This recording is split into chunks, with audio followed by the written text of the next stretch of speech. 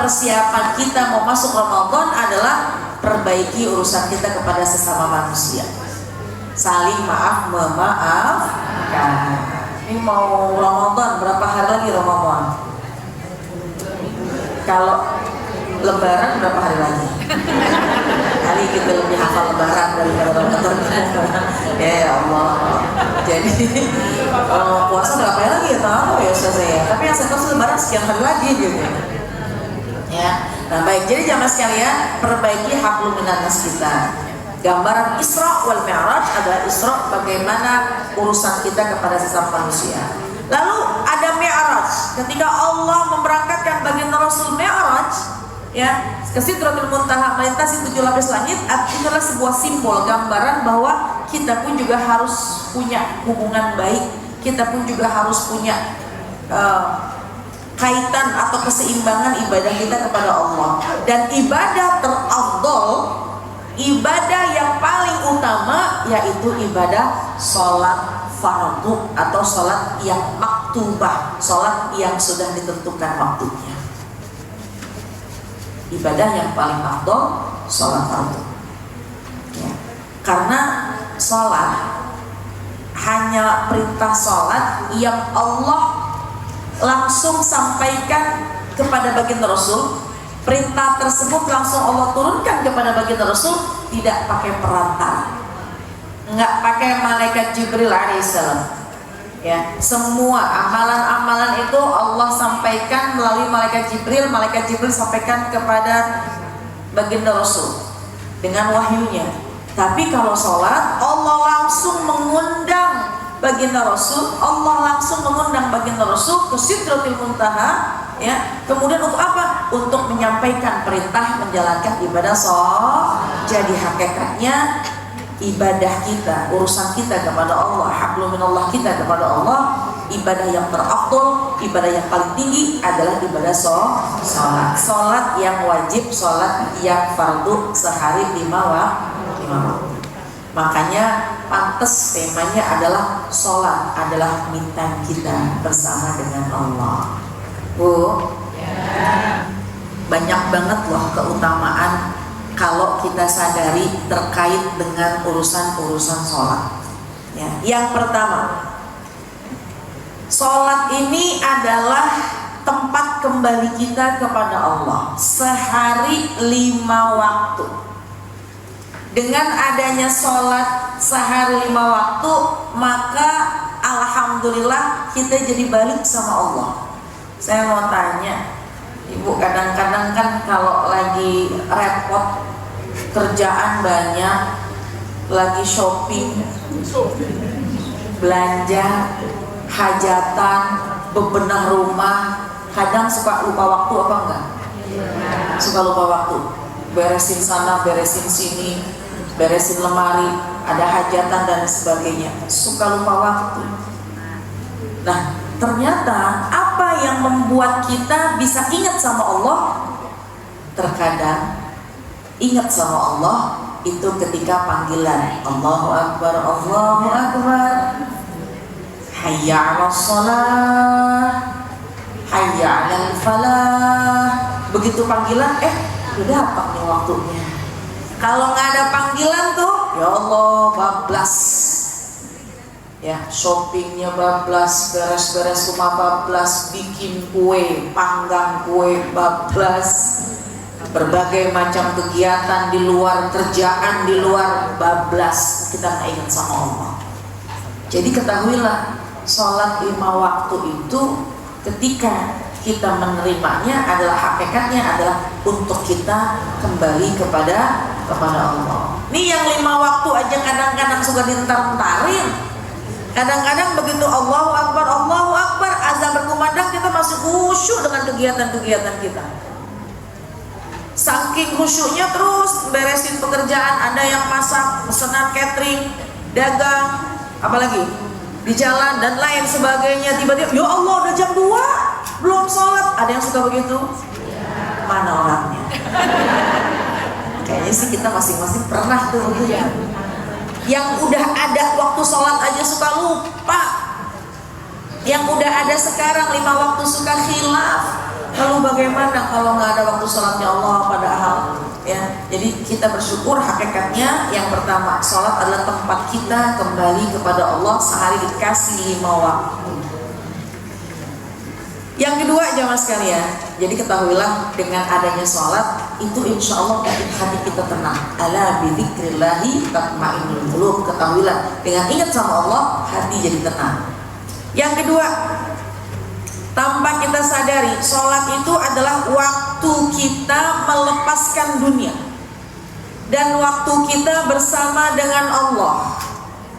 Kita ibadah, kita sholat, kita doa, kita minta apa yang kita mau. Karena Allah menjanjikan, kata Nabi, ketika ada orang yang sudah menjalankan ibadah sholat, dia sudah melakukan kewajiban dia kepada Allah, maka dia akan diberi upah dari kewajiban yang dia laksanakan. Apa upahnya? Ampunan dosa, doanya dikabul. Makanya kalau habis sholat jangan lantas jalan. Padahal Assalamualaikum warahmatullahi, Assalamualaikum warahmatullahi. Ketika sudah kita tuntaskan sholat kita, Allah tuh seolah-olah mengatakan begini, kau sudah tunaikan kewajibanmu untukku, maka aku akan berikan upah untukmu. Apa yang kau mau, aku akan berikan. Cuma kadang-kadang kita nggak ngeh, habis sholat langsung bangun. Bukan langsung bangun, langsung megang HP. Perasaan lagi sholat tadi celang-celing, siapa yang WA-nya? Udah fokus tuh. Padahal habis sholat Allah mau ngasih hadiah sama kita. Allah mau ngampunin dosa kita. Siapa yang punya masalah, disitulah tempat hati kita kembali kepada Allah. Yang punya masalah minta di situ solusi sama Allah. Bu, Ibu kenal Sayyidina Bilal ibn Rabah? Kenal? Gimana rumahnya? Kenal nama ya. Sayyidina Bilal ibn Rabah, Sayyidina Bilal ini adalah muadzin yang mengumandangkan azan. Kalau diperintah sama Nabi, wahai Bilal, aku sudah masuk waktu sholat, itu baginda Rasul tidak mengatakan bahwa wahai Bilal kumandangkan azan sudah waktu sholat. Terkadang seperti itu, tapi seringnya apa yang dikatakan sama Nabi, wahai Bilal, arihna bis sholat. Wahai Bilal, arihna bis sholat. Wahai Bilal, istirahatkan kami dengan sholat. Artinya sudah datang waktu sholat, kumandangkanlah azan. Bu, wahai Bilal, istirahatkan kami dengan sholat. Istirahatnya itu yaitu kapan? Di waktu sholat. Jadikanlah kita ini dengan hiruk pikuk dunia, dengan masalah dunia, dengan lika-liku dunia, jadikanlah sholat ini tempat kita kembali kepada Allah. Kalau sekira-kira kita masih ngerasa gitu, iya ya, kok kayaknya masalah tuh nggak ada jalan keluarnya, kok kayaknya masalah ujian bertubi-tubi, mungkin kita belum menempatkan sholat ini sebagai tempat kita, tempat mengadu kita sama Allah. Kenapa ya, kok urusan kita tuh susah banget ditemukan jalan keluarnya, kok kayaknya urusan kita nih nggak pernah berhenti-berhenti, masalah ada aja. Mungkin karena kita masih membelakangkan urusan sholat. Kalau pengen diduluin urusan-urusan kita, kalau pengen cepat selesai masalah-masalah kita, kalau pengen Allah duluin urusan kita, maka duluinlah perkara sholat. Jadi yang kedua, jadikanlah sholat ini adalah waktu kita bersama dengan Allah, melepaskan beban dunia. Ketika sholat jangan lupa berdoa ya. Nah, itu yang kedua. Jadi punya masalah, punya kegundahan hati ya, sholatlah tempatnya, kembali kita kepada Allah. Yang ketiga jamaah sekalian, sholat itu mampu mencegah perbuatan keji dan perbuatan yang munkar. Inna sholata tanha 'anil fahsya'i wal. Sesungguhnya sholat itu bisa mencegah perbuatan keji dan perbuatan munkar. Ada orang yang nanya gini, Ustazah, saya tuh sholat 5 waktu udah gak pernah tinggal, bener dilaksanakan, tapi kenapa ya kok kayaknya kemaksiatan, kemungkaran itu masih aja nempel. Ada gak yang suka gitu? Sholat mah jalan, maksiat juga jalan. Bukan orang sini, orang sini tuh, orang sonoan dikit lah. Orang sini sih insya Allah enggak beda. Ya Allah, kadang-kadang kenapa ya sholat 5 waktunya udah, cuma kalau temen ngajak gibah kita nggak rem. Kita nggak bisa tuh, kita bilang enggak udah. Kita lagi jangan, udah deh urusin aja urusan kita, enggak. Kadang-kadang kalau misalnya ada yang marah sama kita, kita pengen balas juga dengan kejahatan, padahal tiap hari sholat sih, cuma kadang-kadang kenapa yang namanya suka nyakitin orang lisannya, naudzubillah. Kadang-kadang nih itu mungkin terjadi ya. Inilah bentuk introspeksi kita. Jadi teman-teman jamaah sekalian, bismillah. Iya ya, kenapa ya? Mungkin ada ya satu yang salah. Ketika ada kalimat, ada firman-Nya Allah, innas sholata tanha 'anil fahsya'i wal munkar. Sesungguhnya sholat mencegah perbuatan keji dan perbuatan munkar. Coba lihat tulisannya. Apa tulisannya? Innas sholata.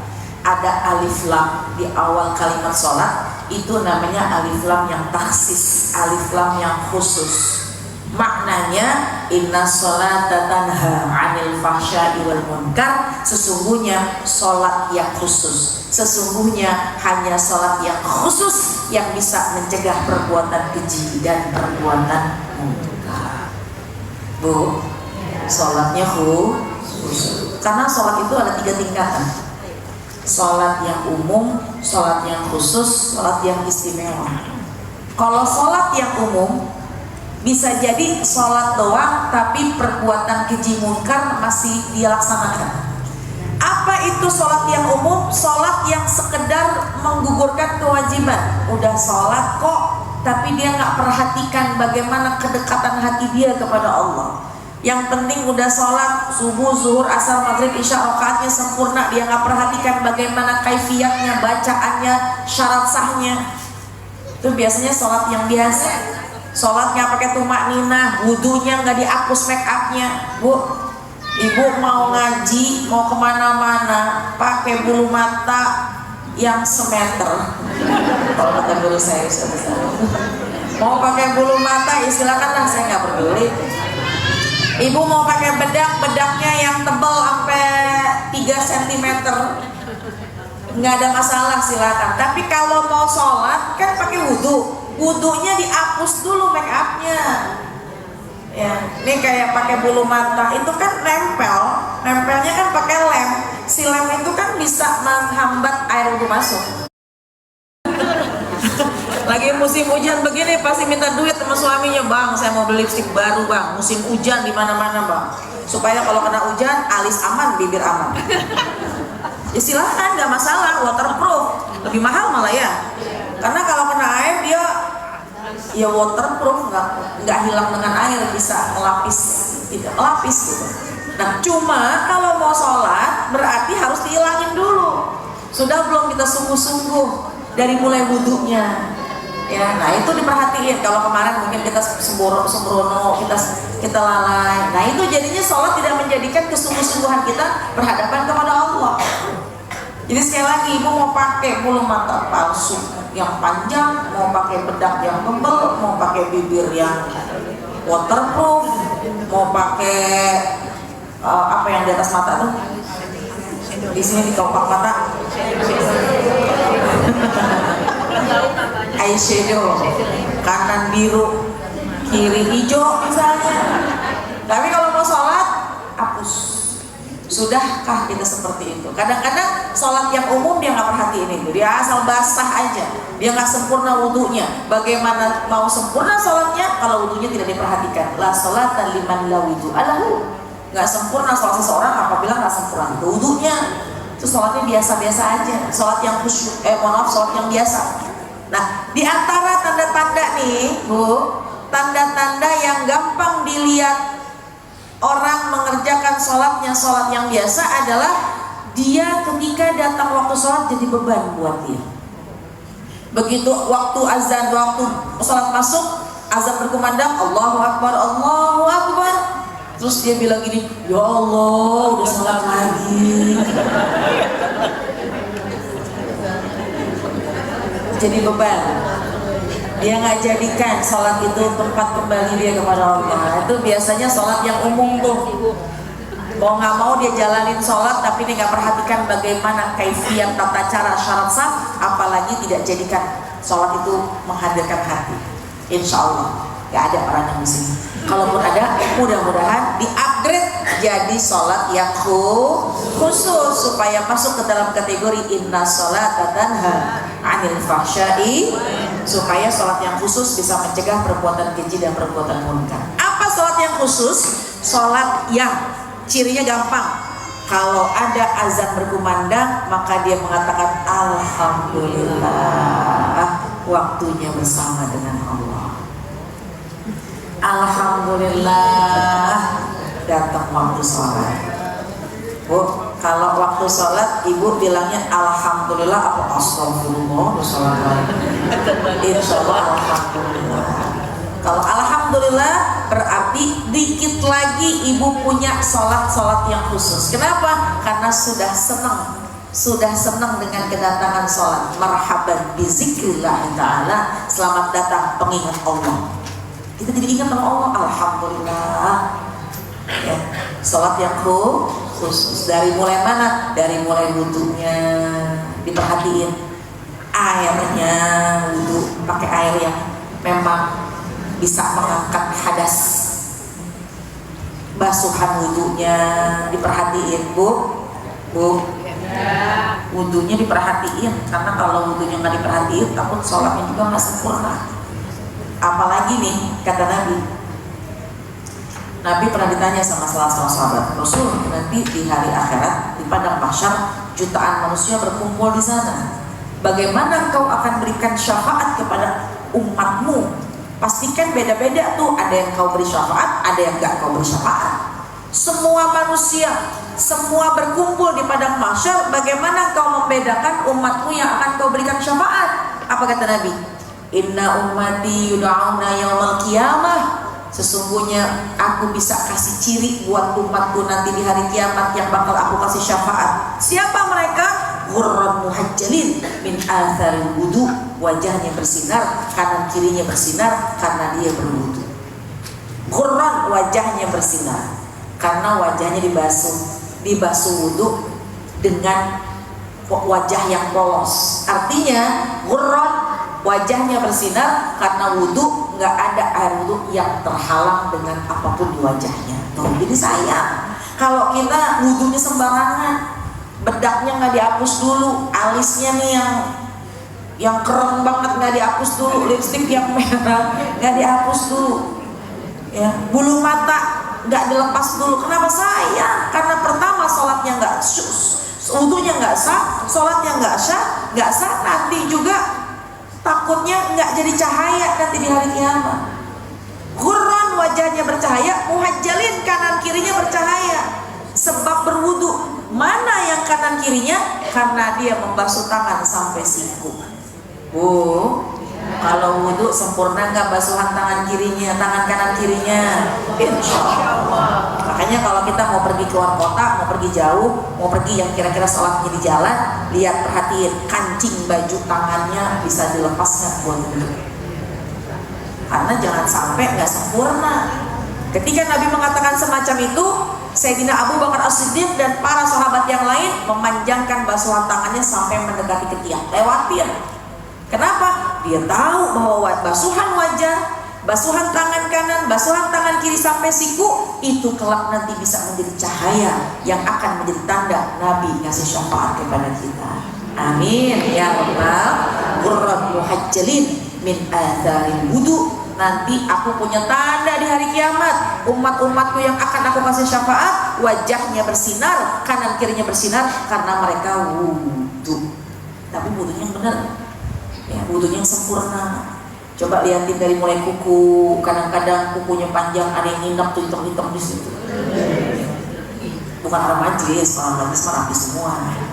Lihatin anak kita, lihatin anak gadis kita, lihatin anak laki-laki kita, lihatin suami kita, tangannya bagaimana, kukunya, basuhannya, ya. Ini nanti yang akan menjadi cahaya di hari kiamat. Kita bayangin aja, wudunya sah, sholatnya sah, wajah tangan ini yang kita basuh ketika wudhu, mudah-mudahan kelak menjadikan tanda Nabi memberikan syafaat kepada kita. Amin. Ini sholat yang khusus. Dia jadikan sholat ini adalah sholat tempat kembali dia kepada Allah. Tumaninahnya, syarat sahnya, rukunnya dia jalankan dengan sebaik-baiknya. Meskipun kadang-kadang kurang bisa khusyuk, tapi dapat khususnya. Kenapa? Karena dia sempurna dalam pelaksanaan wudhu dan sholatnya, meskipun jauh dari khusyuk. Susah dapetin khusyuk. Khusyuknya ada di tingkatan yang paling tinggi. Bu, kalau sholat khusyuk apa belum? Sama saya. Tapi paling enggak dari wudhunya kita baik, sempurna, sholatnya kita sempurna, tumaninahnya kita jalankan, syarat sahnya kita sempurnakan, maka kita berusaha menghadirkan hati kita. Meskipun ya Allah susah buat khusyuk, tapi kita berusaha. Insya Allah sholat yang itu, sholat yang kelak bisa mencegah kita dari perbuatan keji dan perbuatan yang mungkar. Naikin lagi tingkatan yang paling tinggi, ini adalah tingkatan sholat yang istimewa. Ya, apa sholat yang istimewa? Sholat yang dia benar-benar bisa menghadirkan Allah dalam hatinya. Yang bahkan ketika lagi sholat, apapun gak terasa pada dirinya. Bahkan salah seorang sahabat dulu pernah ada yang divonis ingin diamputasi. Ya.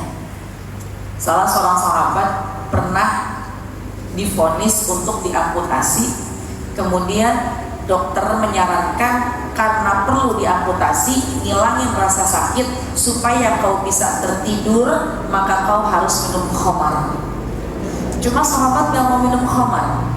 Saya gak mau minum khamar dokter, saya gak mau minum khamar. Kenapa? Karena itu yang memabukkan. Memang mabuk bikin dia tidur diamputasi gak terasa. Cuma apa yang dikatakan? Lakukanlah amputasi ketika saya sedang sholat.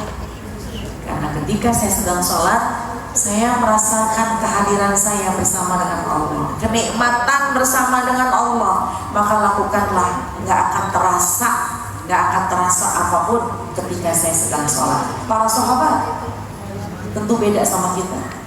Kalau kita kadang-kadang yang di luar sholat nggak gatal, pas di dalam sholat jadi gatal. Ada yang gitu? Di luar sholat nggak ada yang gatal. Nah, kaki kita nggak gatal, ini kita nggak gatal.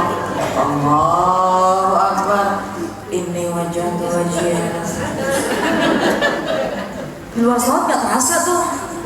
Sebaliknya di dalam sholat malah terasa. Ya mungkin karena iman kita ini belum setebal para sholat. Tapi ala kulli hal, minimal sholatlah sholat yang khusyuk.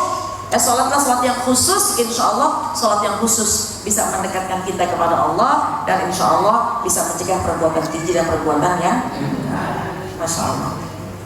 Sayyidina Ali karramallahu wajhah, ketika itu juga kan, atau dalam satu riwayat ada salah seorang sahabat ketika sedang perang, tertusuk pedang, ya, sangat dalam. Kemudian ketika mau dicabut, begitu ditarik sedikit, teriak. Kemudian dia mengatakan, izinkan saya akan sholat. Tolong cabut ketika saya sedang sholat. Karena ketika saya sedang sholat, saya sedang bersama dengan Allah, semua nggak terasa buat saya, maka cabutlah ketika saya sedang sholat. Lagi sholat dicabut nggak terasa. Bu, kita mungkin nggak kayak gitu, kita mungkin nggak sehebat itu, tapi paling nggak kita bisa mencoba menghadirkan ketika waktu sholat, bayangkanlah Allah sedang bersama dengan kita. Ibadah yang paling istimewa adalah ibadah yang ihsan. Anta'budallaha ka'annaka tarahu fa illam takun tarahu fa anta'budallaha ka'annahu khilaf saya. Astagfirullah. Anta'budallaha saya lupa. Anta'budallaha, beribadahlah kepada Allah seolah-olah kita melihat Allah. Fa illam takun tara, kalau kamu nggak melihat Allah, fa innahu yaraka, sesungguhnya Allah melihatmu. Beribadahlah seolah-olah kita melihat Allah. Kalau kita nggak melihat Allah, ketahuilah Allah melihat kalian. Jadi jamaah sekalian, jadikanlah upgrade kualitas sholat kita sekarang adalah ketika kita sedang sholat, kita sedang melihat Allah, kita sedang bersama dengan Allah. Kalau memang kita belum bisa menghadirkan Allah di hadapan kita karena banyaknya dosa-dosa kita, maka ketahuilah Allah sedang mandangin kita lagi sholat. Jadi kalau memang kita belum mendapatkan sholat yang paling tinggi nih, sholat yang istimewa, sampai gak usah dibius, mau operasi gak usah dibius, dok saya mau sholat aja, ada gak yang begitu? Dok saya mau ngelahirin nih, gak usah pakai dibius dok, gak usah. Pas mau dijahit gak usah pakai dibius-bius, bentar dok saya coba hadirkan hati saya bersama dengan Allah. Nah susah gitu ya Bu, tapi paling tidak mudah-mudahan mulai sekarang kita bisa menghadirkan Allah. Kapan? Ketika kita sedang sholat, melepaskan beban masalah, punya masalah kita lapor sama Allah, lagi capek kita melaksanakan ibadah sholat. Yang paling inti adalah kalau kita sedang punya masalah, pergilah kepada Allah dengan ibadah sholat. Ambil air wudhu, kemudian pakai mukena, ya, hadirkan Allah dalam hati kita sambil kita ketika bertakbir ihram Allahu Akbar, berusaha untuk menghadirkan Allah dalam hati kita. Sebuah gerakan Allahu Akbar ini artinya menyerah. Takbiratul ihram, mengangkat tangan, ini artinya nyerah. Menyerahkan semua perkara dunia, menyerahkan semua permasalahan dunia, menyerahkan semua urusan-urusan yang membebankan dunia, menyerahkan kepada Yang Maha Besar. Siapa? Allah Subhanahu wa Ta'ala. Jadi kalau kita punya masalah, lagi gelisah hati, kepala kita pusing, datanglah ke tempat, datanglah berwudu, datanglah kita berwudu.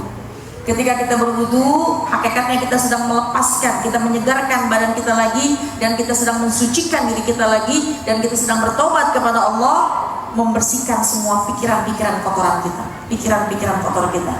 Makanya kalau habis wudu bacaannya apa? Asyhadu an la ilaha illallah wa asyhadu anna Muhammadar Rasulullah. Allahumma ja'alni minat tawwabina waj'alni minal mutatahhirin waj'alni min ibadatis sholihin. Ya Allah, Allahumma ja'alni, ya Allah, jadikanlah aku nih orang yang senang bertobat, senang memohonkan ampun kepadamu. Ya Allah, orang yang senang bersuci. Nah jadi hakikatnya kalau mulai dari wudunya aja udah kita, ya Allah pengen datang sama Allah, masalah banyak, beban berat, urusan belum ketemu jalan keluarnya. Ya Allah, dari mulai wudu aja udah kita senang menjalankannya. Ya, dengan bismillah cuci tangan, kemudian kita kumur-kumur meskipun itu sunnah, masuk ke dalam rukun yang kedua, yaitu setelah niat membasuh wajah. Ya Allah, terang mata kita, seger wajah kita. Ini wajah yang penuh dosa, yang wajah ini yang memandang urusan dunia, yang lelah dengan urusan dunia, pengen bersihkan wajah, ingin menghadap kepada Allah. Hakikatnya lagi basuh wajah itu adalah lagi mensucikan wajah, memantaskan diri meskipun banyak dosa, memantaskan diri untuk berhadapan dengan Allah ketika waktu sholat. Kemudian ketika sholat, udah selesai sholat, baca doa, pakai mukena, ya. Boleh kita mengamalkan satu amalan doa, Rabbi ini a'udzubika min hamadati syayatin wa a'udzubika Rabbi ayyahdurun. Ada dalam Al-Quran, Rabbi ini a'udzubika min hamadati syayatin wa a'udzubika Rabbi ayyahdurun. Ya Allah, aku berlindung kepadamu dari setan-setan yang mengganggu ketika aku sedang sholat. Nah, berusaha sebelum takbiratul ihram, niat dalam hati, sebut pakai bahasa kita aja dalam hati, belum sholat kan? Belum mulai takbiratul ihram, masih di luar sholat. Ya Allah, aku hadirkan hatiku untukmu. Aku hadirkan hatiku padamu. Aku kembali kepadamu. Aku palingkan semua urusan dunia, aku palingkan semuanya. dan aku fokuskan pandanganku kepadamu. Allahu Akbar. Jadi resepin dulu sebelum takbiratul ihram. Jangan kadang-kadang begitu Allahu Akbar, amin. Bagaimana bisa kita menghadirkan Allah dalam hati kita? Jadi hadirkan Allah dari mulai kapan? Dari mulai berwudu. Ya Allah, aku bersihkan wajahku, wajah yang penuh dosa, aku bersihkan wajahku dan aku memantaskan diriku untuk bisa berhadapan denganmu ketika nanti sedang sholat. Aku berkumur-kumur agar lisanku ini senantiasa lisan yang senantiasa berzikir kepadamu. Kita berwudu ketika sholat, hadirkanlah Allah dalam hati kita. Berusaha menghadirkan Allah dalam hati kita, Bu, ketika di sujud yang terakhir, kalau kita sedang punya masalah, maka berusahalah untuk mengadu kepada Allah. Tapi jangan pakai bahasa kita, pakai bahasa hati. Sekurang-kurangnya baca Allahumma rzuqna makhraja. Begitu sujud terakhir, Allahumma rzuqna makhraja. Ibu kalau sholat sendirian, mau sujudnya lama nggak ada masalah. Tapi kalau ibu jadi makmum, imamnya udah rukun berikutnya, ikutin karena kita makmum. Kalau ibu jadi imam, sujudnya juga jangan kelamaan. Mentang-mentang kita imam, Allahumma rzuqna makhraja, Allahumma rzuqna makhraja, Rabbana atina fid dunya hasanah. Yang belakang udah 15 menit nih, imam kenapa nih? Jangan-jangan pingsan. Ibu boleh memanjangkan doa di sujud terakhir ketika sedang sendirian. Ya. Nah, hadirkanlah Allah. Kita bilang, ya Allah, aku lepaskan semua urusan duniaku. Aku ingin hadirkan hatiku kepadamu ketika sedang sholat. Maka ketika kita sudah mengucapkan Assalamualaikum warahmatullah, angkat tangan kepada Allah. Disitulah waktu yang tepat kita meminta kepada Allah. Maka insya Allah selepas itu hati menjadi tenang. Selepas itu semua urusan akan jadi lancar. Selepas kita minta, Allah akan siapkan semua jalan keluar dari setiap masalah-masalah kita. Amin ya Rabbal. Jadi jamaah sekalian, sebelum kita mengupgrade kualitas ibadah kita yang lain, yuk kita sama-sama, termasuk saya, upgrade lah kualitas ibadah sholat kita dengan cara ketika azan berkumandang kita katakan Alhamdulillah, ini saatnya kita kembali bersama dengan Allah. Kemudian ketika datang ke tempat wudhu, hadirkan hati kita, senengin hati kita untuk kita melaksanakan tata cara wudhu dengan sempurna. Kemudian ketika kita menggunakan pakaian sholat kita, ketika kita menggunakan mukena, maka kita niat dalam hati, ya Allah, aku akan mengadu kepadamu, aku kembali kepada,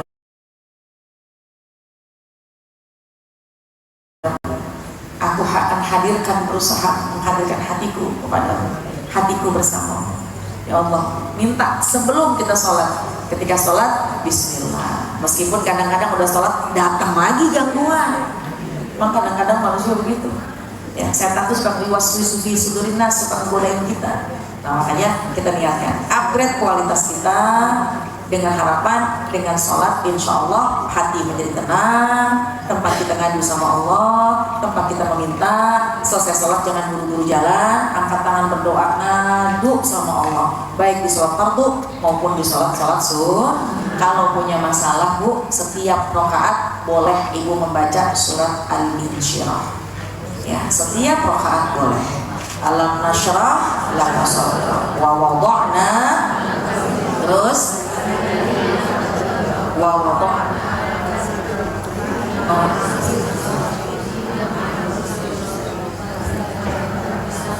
fa inna ma'al usri yusran, inna ma'al usri yusran. Boleh baca itu.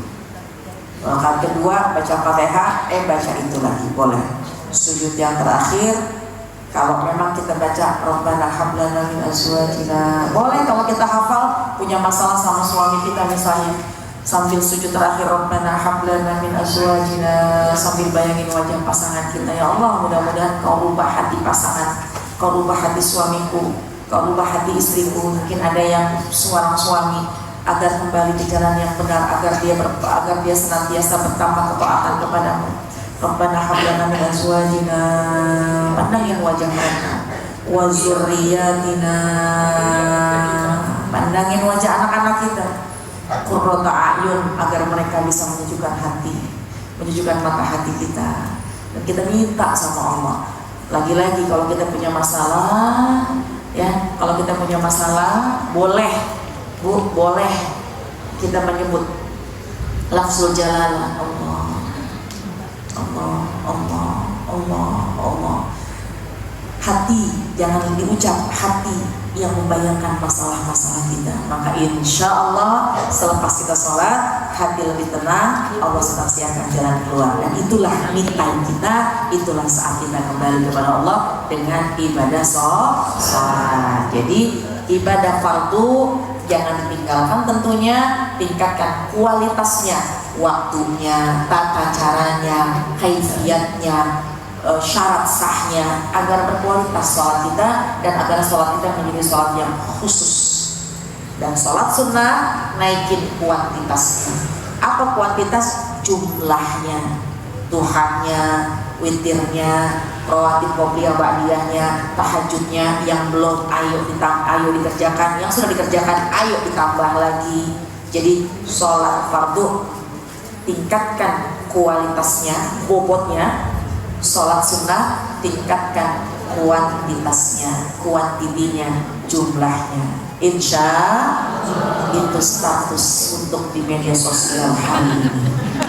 Sholat fardu tingkatkan kualitas, sholat sunnah tingkatkan kuantitas. Yang belum kerjakan sholat sunnah, ayo dikerjakan. Yang sudah tambahin lagi bilangan rakaatnya. Duha 2, naikin jadi 4. Subuh 2 rakaat. Ibu rajin, nggak usah pakai ditambah. Lagi rajin nih jadi 3 rakaat, nggak usah. Tapi bobotnya, kualitasnya, kehusyuannya, bacaannya ditambah, ya, tumaninahnya, bacaannya itu diperpanjang itu. Jadi fardu kualitas, sunnah kuantitas. Dan ketahuilah jamaah sekalian, Allah menanti kita. Kapan? Di waktu sholat. Makanya kalau ada panggilan azan, pahami kalimat panggilannya Allah, muadzin yang mengumandangkan hayya 'alas shalah.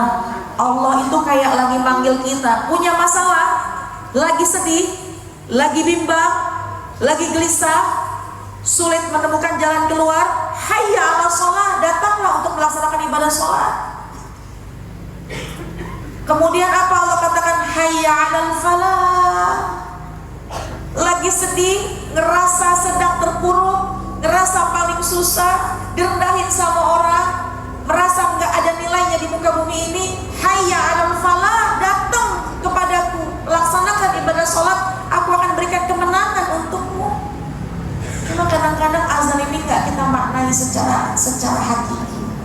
Ketahuilah kalau kita datang sholat, semua masalah Allah akan bereskan, semua urusan Allah akan tuntaskan, semua kesedihan Allah akan ganti dengan kebahagiaan. Jadikanlah sholat tempat kita kembali kepada Allah.